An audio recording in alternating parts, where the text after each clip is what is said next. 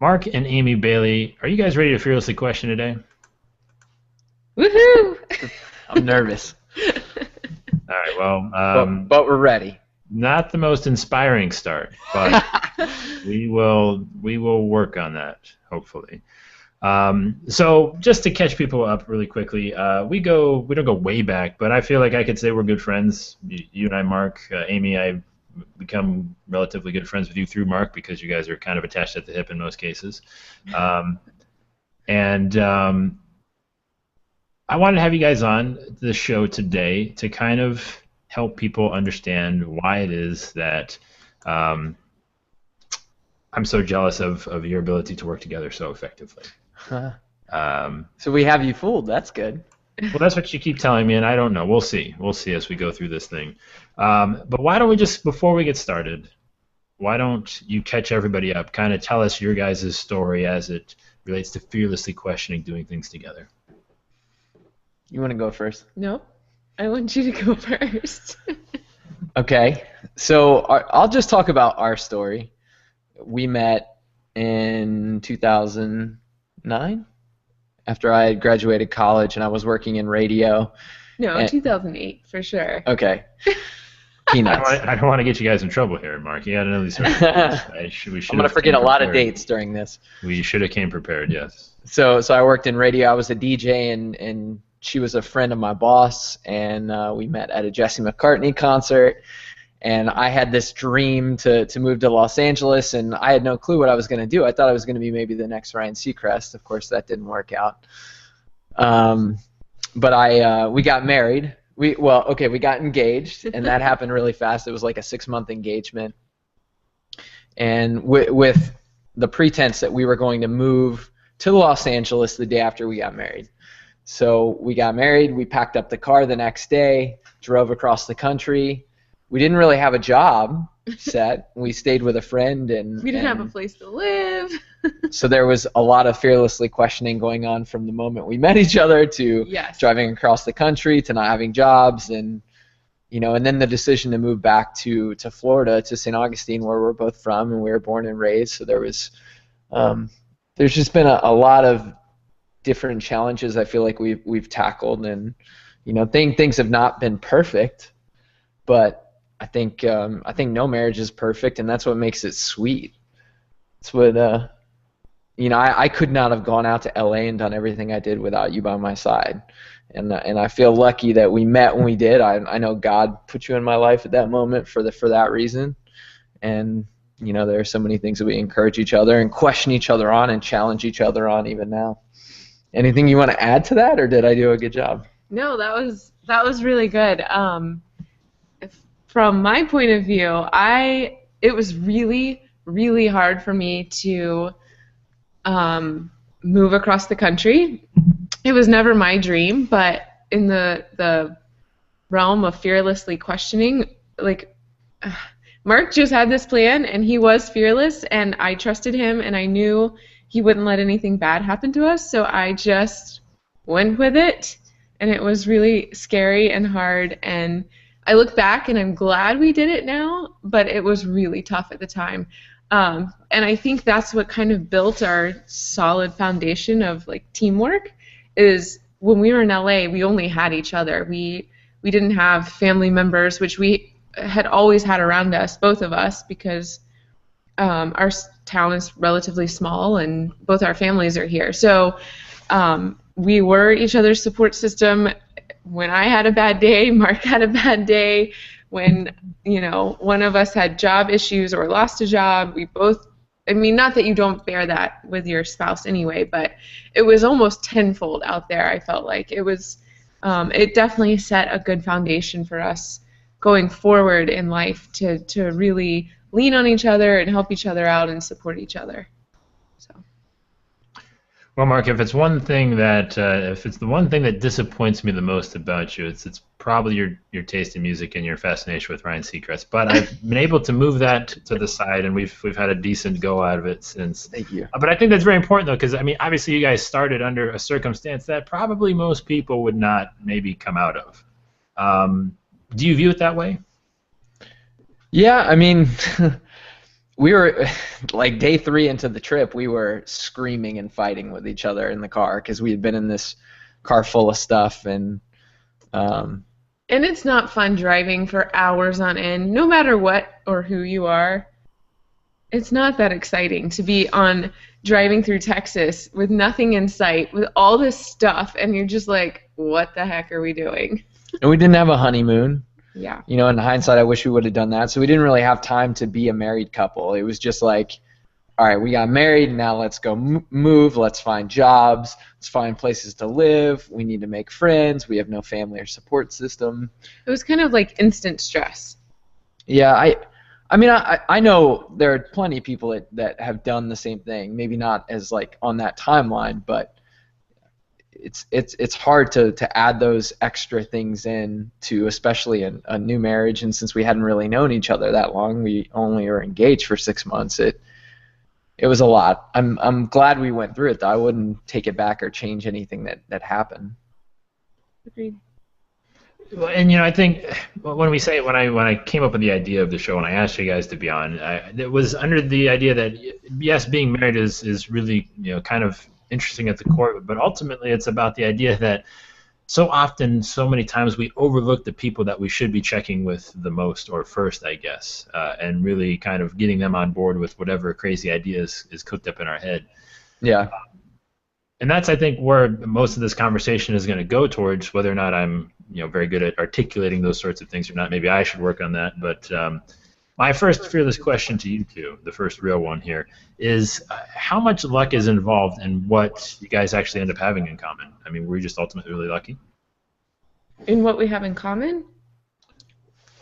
Right. So what you guys are able to agree on and support people on? You obviously have to have some sort of interest, or you have to put your own personal interests aside. How much of that is luck that you guys kind of happen to be gravitated towards the same things, or how much of it did you actually have to kind of work at it and put them together? Well, I think when we first met, it was like we both thought we had a ton in common, and I think the more we got to know each other, we realized maybe we don't have as much in common as we thought we did. I think I'm a little bit more driven as far as like career and working and focused on achieving like work-related stuff than you are. You're a little bit better at enjoying the moment than I am. I'm just go go go. I think I pushed you to want to go to LA, and I thought that was your dream as well as mine, but it wasn't. No. So you just kind of tagged along with me. I just think, I don't know. I think you have a lot in common at first, and then there's a lot that's not in common, and then you just. But that's a good thing. Like I like that we don't agree on 50% of things that we do or think.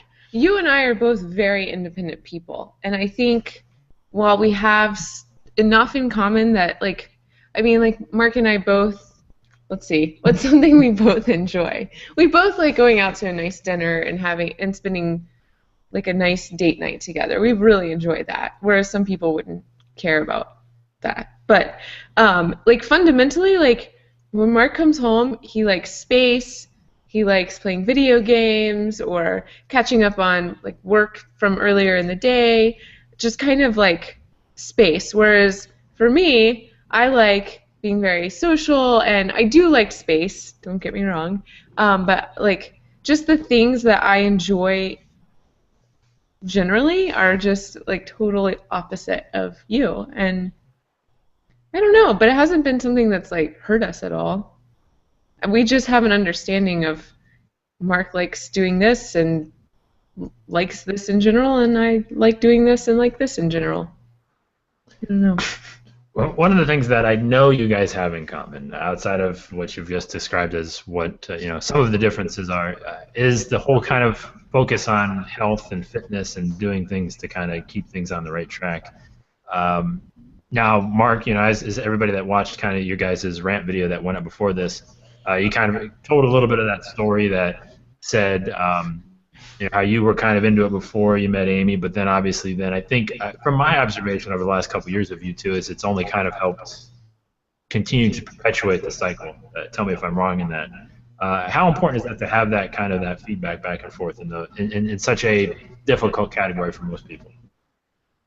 I think it's helped me grow a lot because my background is I used to weigh 260 pounds in high school, and of course that it didn't just happen, but I didn't really have the support of my family. I felt like they kind of didn't really realize the path I was going down, mainly because there was always junk food in the house and soda, and and then it relates to being unhappy, so I treated myself with food.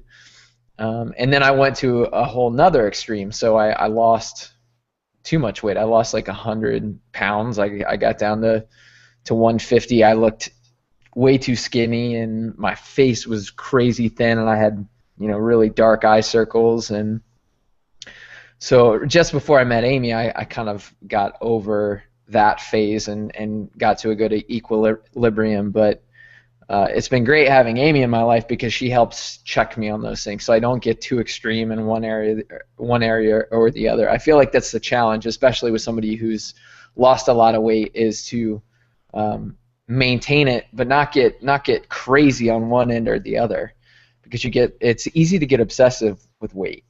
So it's been great to have you as a support system, since you're a trainer, which is great and scary at the same time. But you've never had issues with weight, right? Nope, no issues with weight. I mean, just the typical girl stuff. Every girl always wants to be skinnier or more toned or more fit or whatever, but I'd say I'm more at peace now in my fitness journey than I ever have been. But when it comes to support, I think you said the video we filmed before is live, so people have seen that.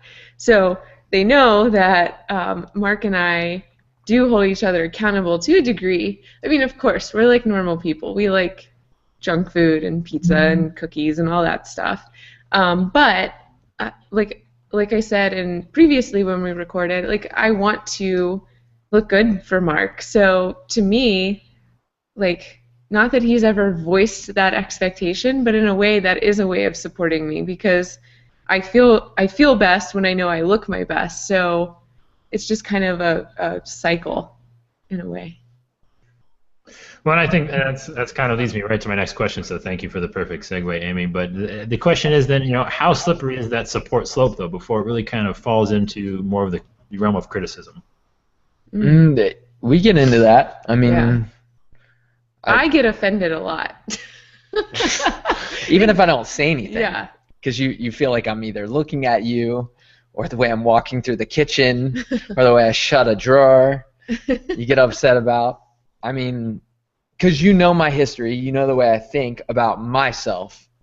Because I've voiced to you like how I will scrutinize every little thing that I eat, or the way that I react after I've eaten something that I regret. So I'm sure that you internalize that. Even though sometimes I think that, and I'm not thinking it because I'm like, oh no, don't eat that because of what will happen. It's just, it's built into myself to think that way. And it is a slippery slope, because I think especially when it's a couple of any kind, whether you're married or not, I mean, I think weight is a very touchy subject, and physical appearance in general is a very touchy subject. So the minute anyone feels like they're being attacked from that, especially from someone who they usually feel supported or loved by, I think it's the first instinct is to go on the defensive and get upset. So I think it's a really slippery slope. I struggle with it a lot, and most of it's in my own head. Like Mark said, it could be I know him well enough to know how he would feel if he ate a certain food. So for me, if I do that, I'm like, oh, I can't let Mark see me eating this, or I don't know, or he's gonna think I'm getting fat or something. I don't know, something silly. It sounds silly when you say it out loud. And it's not just with food; it's a lot of things. I'm glad that we challenge each other on stuff, but that's a fine line, like with your work, when I know that you can be pushed a little bit harder, but like, how hard should I push you? You know, I don't want to. Right. I don't want our relationship to turn into like where I'm just constantly pushing you into things that you may not want to do. It's like with your blog. You know, we've talked a lot about what you would need to do to grow your blog, The Funky Fork, but maybe you're just not willing to do the things that you need to do to grow it at, you know, a specific rate, and you're happy with the way that your blog is. You love it as an outlet for writing, and I need to accept that, you know, until you're ready to move forward or move along and do the things that it takes to push it forward. You know, but still challenge you at the same time without pushing too hard. There was a point where I pushed too hard on that blog thing. She was not happy with me. Well, my goal is to not get you slapped on a live hangout. That would be a first. I hope that doesn't happen, so I think we'll try and ease off of that ledge. But I think you bring up a good point, and actually Alex Ricky Gonzalez, the former guest of the show, has a question talking about the idea of blending personal and business. As you know, obviously comes with a "don't do it if you don't have to" sort of recommendation. Has that been an issue, and do you guys still try and separate it at all? Yeah, I don't like to talk to you about business stuff, because especially after I've been at work, you know, from 8 to 5, and then we go and work out, you know, so we don't get home till 7:30, and the last thing I want to do is come home and, you know, I mean, I ask you about your day, but not like railing you about, you know, how many clients did you see today, or, you know, what are your blog numbers up to? And then on the weekend, I feel like that's the last thing we want to do, because we've been working a 40-hour week, and I think sometimes it's good because we're pushing each other, but yeah, it can get easy. It can get into that territory where.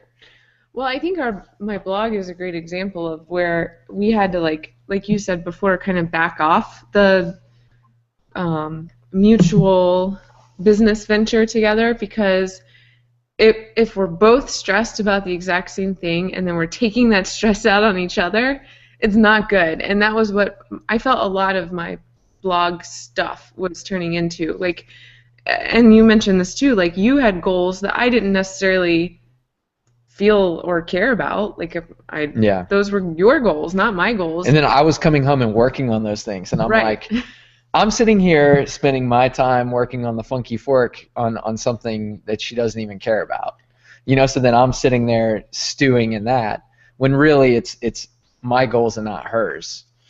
So it's hard. Like, if you can find a balance to make it work where you're both mutually on the same page, I think it's great. I still don't think it'll be flawless, but I think it can be done. It's just a very tough balancing act.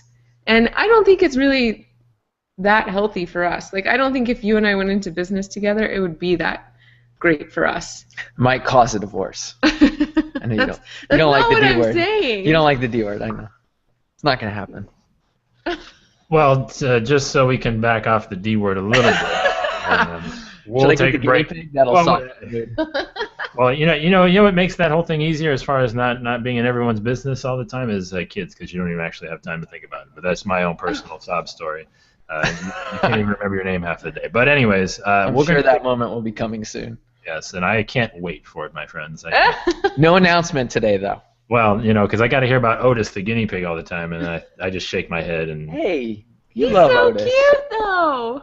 He is cute and the most low-maintenance piece of animal that you could ever purchase. But anyways, enough with Otis. He should have made a cameo. But it is time for you to turn the tables on the audience and ask them your fearless question. We'll give you a break so you don't have to think about anything tough. What question have you always kind of wanted to ask your audience and to see what the answer is, but you're unsure of what the response would be?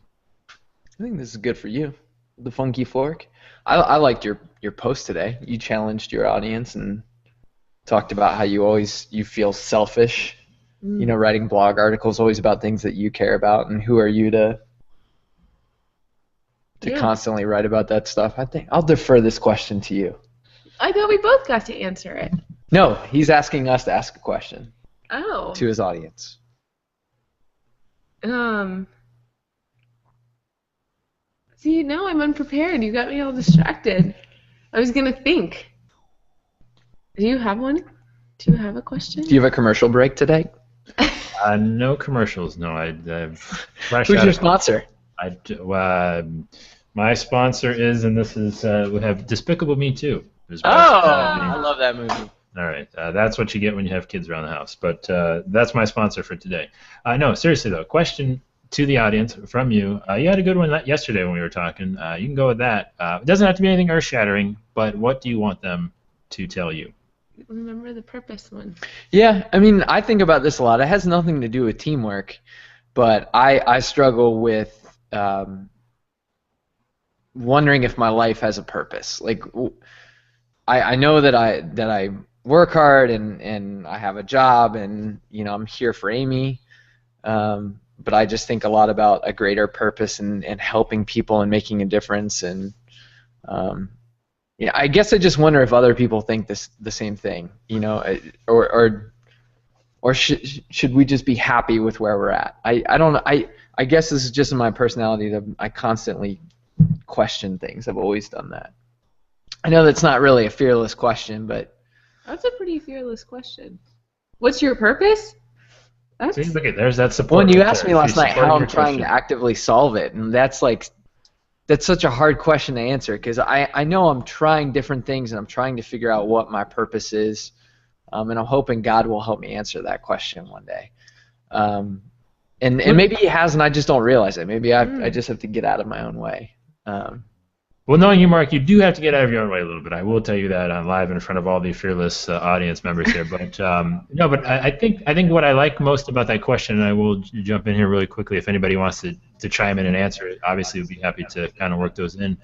But we kind of have this idea of so too much. We get consumed with stuff and wanting things and all that. We get consumed with the accumulation of things and.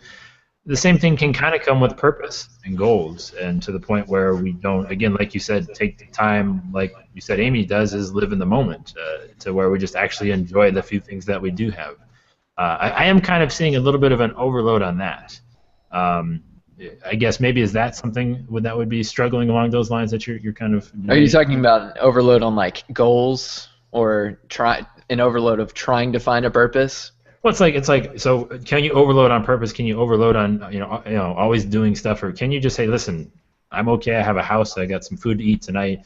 I'm gonna play a video game, not feel bad about it, and then worry about what happens tomorrow. I guess is it? I agree. Yeah, and especially this time of year because there's so much emphasis put on setting goals and what are you gonna do for 2015 that's gonna make a difference in your life and other people's lives and. It's stressful trying to think up these goals and then so am I going to hang on to these goals for the whole year? Like what if this isn't even a goal that I care about in June? And then it's just another thing that you give up and it's another thing that you hate on yourself about because you didn't achieve this goal that you set. It'd be great to maybe just not set goals, but then you're not ambitious. Well, and you have no goals, so what are you going to do in 2015? Just sit around in your underpants playing video games? That sounds great. That we could have a underpants video game party, Mark, and I would not mind one bit, and I'm not afraid to say it. No, and this is interesting, and we'll kind of go down this goal road here for a second. But so two people that I look to that have completely different views on this thing. One is James Altucher, who says like you shouldn't have any goals and you should just kind of set like have a couple like objectives or not, objectives is a different word for goal, but just know that you're going to do like one thing that's going to make your fulfill your creativity during the day or something. Very simple like kind of outline things, if you will. But then there's our guest that we had last week on the show, or 2 weeks ago. We didn't have a show last week because it was Christmas. But Joe Polizzi of Content Marketing Institute, where he actually writes down pretty much every day his goals in like 6 different categories. It's very structured. And that's unbelievable, by the way. And I can't argue. I mean, obviously, if you look at both of them, they're super successful in what they do. So it's hard to say, what's going to work for you, right? I look at people like Joe, and I'm just amazed by that because I think if I were to do what he's talking about, I would spend all day just writing the goals.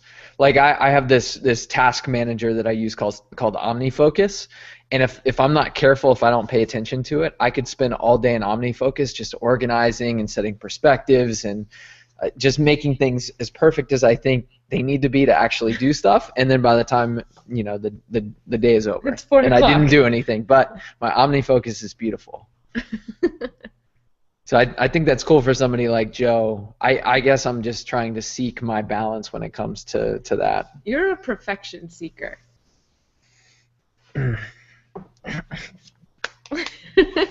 No comment. All right. I will take the no comment from the perfection seeker there.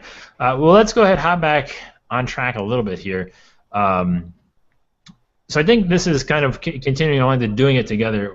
Why? I mean, I guess, have you guys ever took the lone wolf approach, or why do so many people try and just be the lone wolf and go at it alone and not really include people and get the support of the people that they need? You want to go first? I think a lot of it is tied.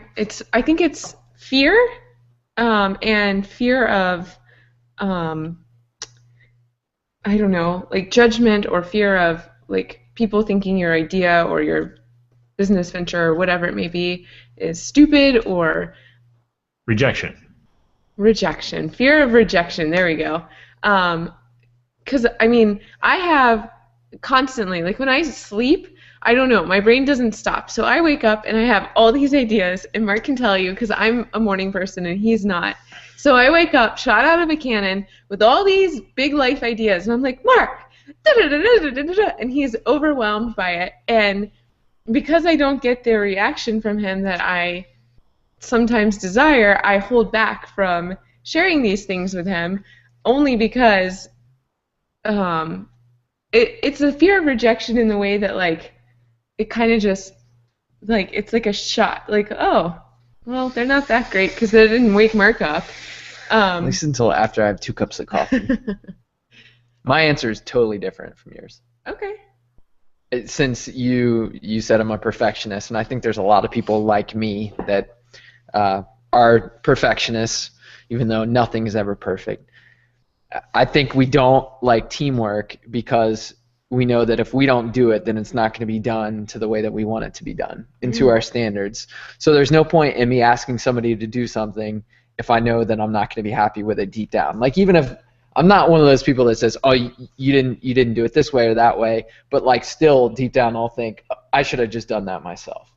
And so that holds me back from teamwork a lot. Not in our relationship with certain things, and also not that I don't think you'll do them the right way. It's just like, I know the way that I like this done, like making my coffee in the morning. And I'm just like, just let me do it. And it's the same thing at work, and that's actually something I graded myself on in my annual review meeting, is getting better at teamwork and working with people, because it gets overwhelming real fast when you aren't working with people as a team. Mm-hmm. You know, and you try to take on everything, and that's when I feel like you get in your own head about stuff, because you're overwhelmed. I know when I'm getting overwhelmed that I'm not working with people. I'm trying to take on too much myself. Well, and I think, we touched upon it when we were talking briefly before the show. It's the idea of, and this hopefully will be a show onto itself, but it's the idea of accepting something versus tolerating it. And that kind of leads me to one of my final fearless questions is, how does fully committing to someone else's goals, or when I say committing, that's maybe a strong word, or just, I guess, saying supporting somebody else's goals, how does that make it easier for that other person, or for your life in general, I guess, because you've just kind of fully given yourself into that and understand how important it is to that other person? I think it makes it easy and hard. Yeah. Because I think you did it when we moved to LA, and it was something you didn't want to do, and you were like, I'm going to go with him. And then I did the same thing when we decided you weren't happy in LA, and I wanted to move back to make you happy. But like it's definitely, there's plenty of good and plenty of bad. Can you repeat the first part of the question? Sorry. So basically, the idea of committing to somebody else's goals, like so, you guys both we've been using a little bit of business, but primarily the whole fitness and health thing as just the vehicle to describe the idea of fully understanding what it is that other person needs or wants to get. Uh, how much does that make that person's life easier and yours? Through the support. I mean, just fully understand, because some people, like I said, they think they're supporting you or accepting what it is that you want to do, but really they're just tolerating it, and that's more of a toxic kind of environment than anything. At least I've experienced. It drives me nuts. Yeah. So I find that Mark is really good at tolerating something at first, but then he just comes to accept it because it's usually not going to change. I'm pretty once I set my mind to something, I'm pretty gung-ho about achieving it. So I feel like I have felt both in our relationship, and that doesn't, I mean, it applies to fitness, business, personal, like all kinds of stuff.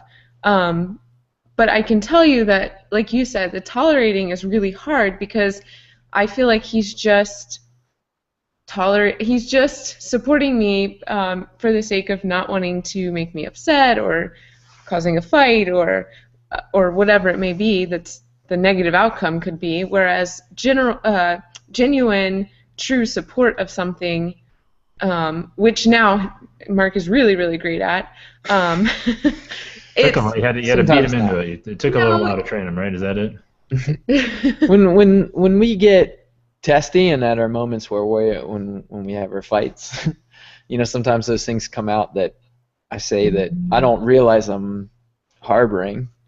Yeah. Just about like moving from LA has been a really tough thing for me, and I have tried to be as bought into moving back and helping you achieve your goals that you've set, and kind of, I guess, pushing my stuff to the back burner.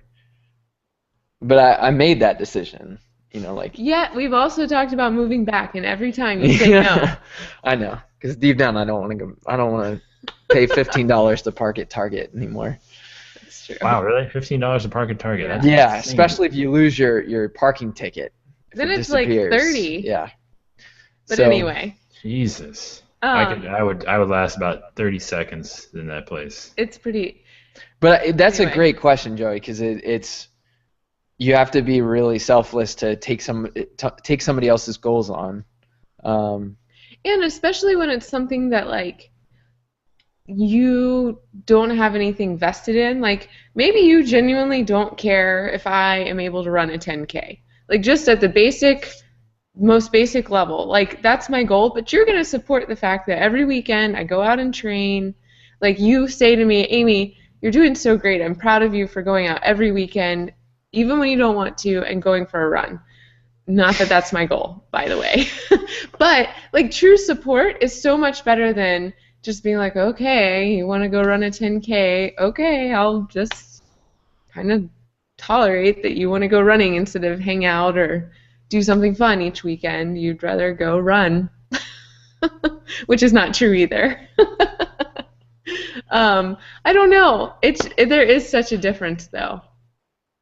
Well, right. I think what you kind of really touched on a little bit there is that the idea of it's standing in I guess just getting out of the way or helping you get there faster. Let's take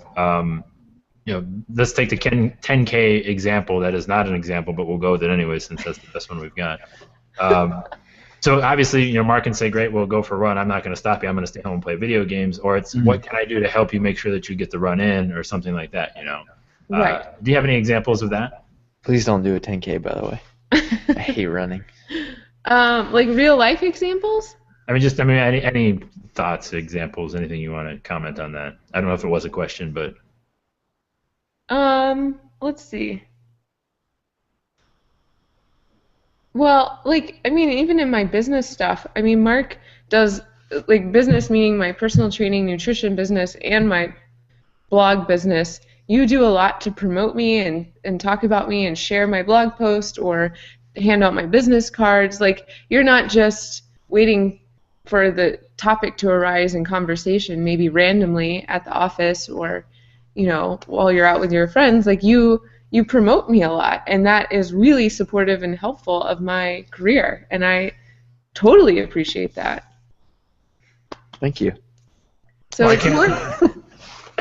I can vouch for that firsthand. It took him about 2 days, but he finally did tell me when we first met in Boston at Inbound that you were kind of into the health stuff, and that he actually got you a gig on another hangout show I was doing that we had, which yeah. He's pretty good at that. Maybe we should just pay him to do that stuff, and then you don't have to worry about the whole conflicting of goals. Just pay him to be your kind of promoter. He's my hype man. Give him a big gold chain and a cigar and a top hat, maybe. Yes. Here. Are we almost done? No, I'm sad, but I wanted to get the guinea pig on real fast. You wanted to get the guinea? Well, I'll make conversation with Amy so we can have Otis come on the show. As much as Otis is a sad reminder to me of how normal your life is. Not your chaotic. life is normal. It's normal to have children. It is not normal to have a guinea pig. Well, okay, normal is a terrible word, but we'll have to get you guys up here in the cold winter to Cleveland-ish. See, here he is. Experience what it's like. That was one of our Christmas gifts. Almost real life. Mark, he's freaking out. Sorry. Oh, and then here's our real little guy. I'm not sure what's more depressing, the fact that it's the real guinea pig or you have a cardboard box of the guinea pig. It's a puzzle. It's a puzzle. It's a puzzle? So it's the whole Bailey family here together. Apparently we talk about him far too often because now we're getting Christmas gifts with guinea pigs on them. But how could you not? He's so cute. Mark, you'll understand if we just maybe aren't friends in 2015. I don't know. Oh, Joey. At least we beat the Browns this year. See, now you just had to go and hit. I think you're right. I think we're almost done. I think we're almost done. That's what happens when you start making it personal and talking about the Browns. Sorry.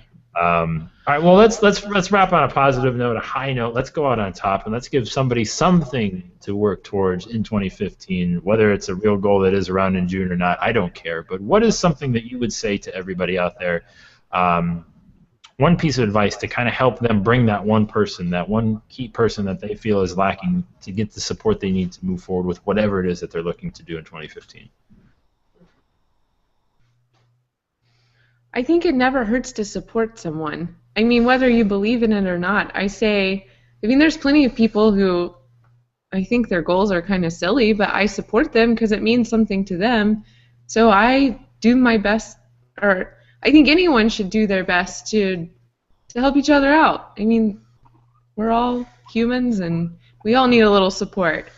Okay, so this year I'm gonna give Amy the goals that I set, and I'm gonna make sure that she knows about them and is reminding me of them, whether it's on a weekly or monthly basis, to make sure that I'm on track. Because last year I set goals and they just kind of disappeared. I had them on the bathroom mirror. They went away somewhere. But I did not achieve what I wanted to achieve this year, and it bothers the heck out of me. So I'm going to make sure that she is going to be there to support me and push me and remind me of these things that I set, because obviously they're important if we're spending this much time to plan for them. Did I not answer the question? I don't think. No, you did. You said actually you said it very well. I think if I can summarize, you said give support before you expect to get support. Oh yeah, you're good at the whole summary thing, Joey. I like it. So that's what I would say because this is a time where we're all setting goals and trying to figure out what we're gonna do next year. I think it's great to give it to somebody who not just somebody who's like your best friend who's gonna be PC with you and tell you what you want to hear, but somebody who's gonna challenge you and push you and hold you accountable. Hold you accountable. So I may not give my goals to Amy, but we'll see. I'm a tough one. Well, if Amy doesn't get the gig, Mark, I'll take the goals. I'll set them on fire. I'm scared to give you my goals. I know you are. Mr. Fearlessly questioning. Yeah. Well, I can't thank you guys enough for taking the time to be here with me today. Hopefully it wasn't too painful. Where can people go learn more about you both? You go first. There's more about you. I mean, I'm working on my personal website, but I would say Twitter is where I love to hang out. So my Twitter name is @NarlsBailey, like @NarlsBarkley, the artist. I get tweets all the time of people like thinking I'm Gnarls Barkley, which is cool. It's my claim to fame. But it's not Gnarls Barkley, it's Gnarls Bailey. Gnarls Bailey. Bailey. And you can find me on, well, you can talk to me on the Funky Fork. All my social media stuff is there, and that is thefunkyfork.com, and you can learn more about me and my life and what I do. All right, Mark, Amy, it was a pleasure as always, and we definitely need to catch up more, and I appreciate you taking the time. We're going to get out of here. Hopefully everybody is ready to go to find that person in 2015 to actually get something done.